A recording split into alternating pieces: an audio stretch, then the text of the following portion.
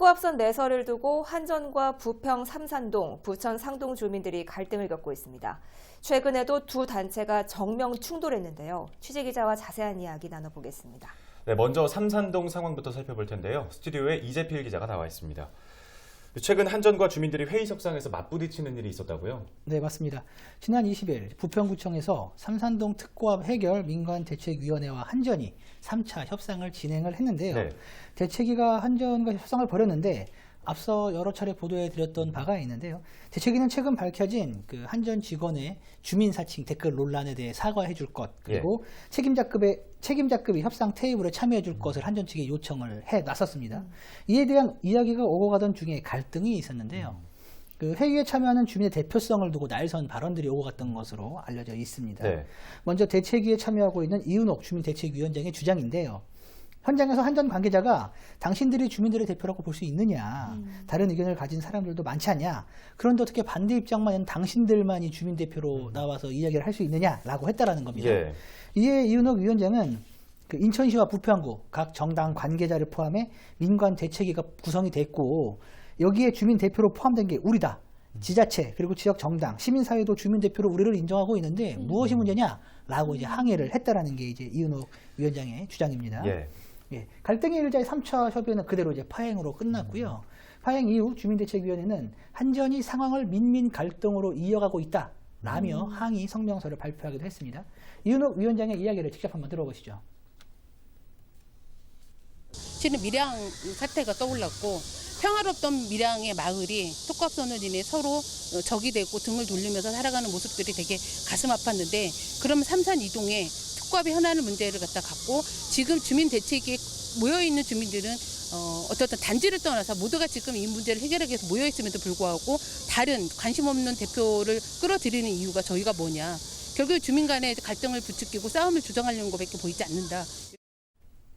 네, 주민대책위의 이런 입장에 대해서 한전 측은 어떤 입장입니까? 네, 한전은 민민 갈등을 유발하려 했던 것은 아니다, 절대 아니다라고 강조를 했습니다. 그리고 이은옥 위원장의 대표성을 문제 삼은 것도 아니라고 덧붙였는데요.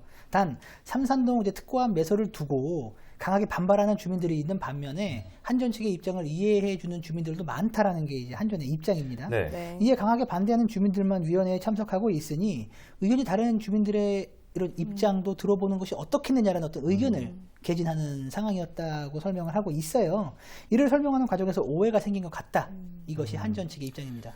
네, 이 주민대책위와 한전의 입장에서는 조금 뉘앙스가 다른 부분들이 있는 것 같습니다. 어쨌든 3차 협상은 파행으로 끝났는데요. 다음 협상 일정은 잡혀 있나요? 아니요, 아직 잡히지 않았습니다. 지금까지 일정은 민관대책위에서 잡아왔는데요. 주민대책위는 협상을 계속 이어나갈 뜻을 밝히고 있는 상황입니다. 한전도 다음 협상 일정을 기다리고 있다고 입장을 밝혔는데요. 다음 협상은 한번 좀 지켜봐야 할 것 같습니다. 네, 알겠습니다. 부천 상동도 마찬가지로 특고합선 매설을 두고 한전과 갈등을 겪고 있는데요. 지난 21일이었죠. 부천시와 한전의 특고합선 매설 관련 행정소송 항소심 선고가 있었습니다. 부천시가 패소했죠. 네, 맞습니다. 1심과 마찬가지로 부천시가 패소했습니다. 한전이 특고합선 매설 공사를 위해 부천시에 도로 조명 허가를 신청을 했는데 부천시가 이제 무응답으로 일관을 했던 거죠. 이에 한전이 이제 행정소송을 제기했던 상황이었는데 네. 1심과 마찬가지로 항소심 재판부도 부천시의 무대응에 문제가 있다라고 판단을 했습니다.